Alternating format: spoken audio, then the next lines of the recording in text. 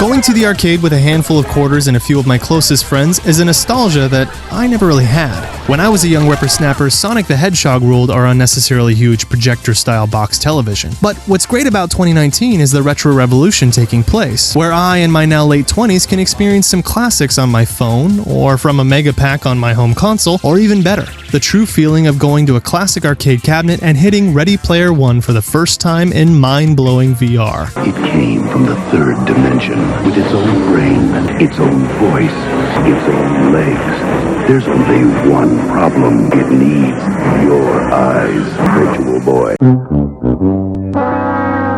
Sorry, I just think I'm too stupid to understand this.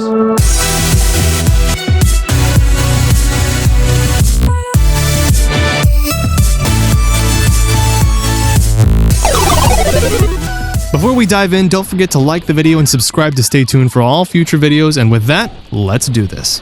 Minotaur Arcade is a nostalgic arcade cabinet-styled game in all of its misshapen and indistinct pixel glory. The cabinet provides 2 games in Volume 1, both staples in Llamasoft's long history with classic arcade games. The first of the 2 is Grid Runner, similar in flair to classics like Galaga, with an ahead-of-its-time taste of something like Geometry Wars. Grid Runner will certainly entertain lovers of the old-school cabinet games. The second game within Volume 1 of the Minotaur Arcade is Goat Up. Goat Up provides a similar classic feel, reminding me of a less organized, much more wacky Joust.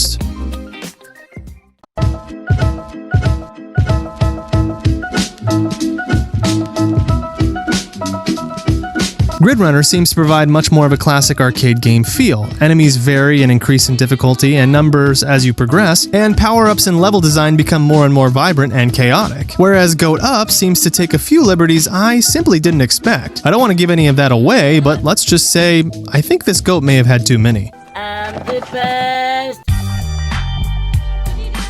Both games are easy to play, but difficult to master in nature. Grid Runner really only requires you to navigate through waves of enemies and gunfire, while your ship will return fire automatically, starting from the nose of your craft. But each power-up adds a new layer to how your gunfire behaves, ranging from dual fire to quad directional fire to complete "I think my eyes are bleeding" nonsense. Whereas Goat Up will display numerous colors and keep your attention at a more gradual and relaxing pace.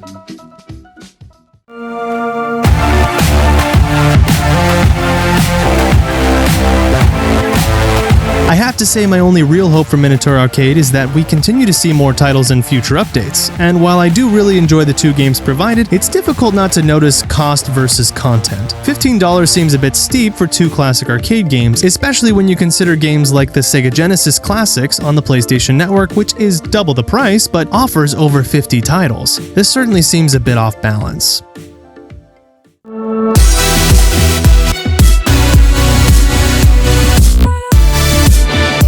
Minotaur Arcade will be a classic arcade lover's dream in the headset. My only hope is that we see a bit more content added to Volume 1 or Volume 2 as a free DLC. Either way, it's hard not to recommend this little classic, though you may want to keep an eye out for a sale.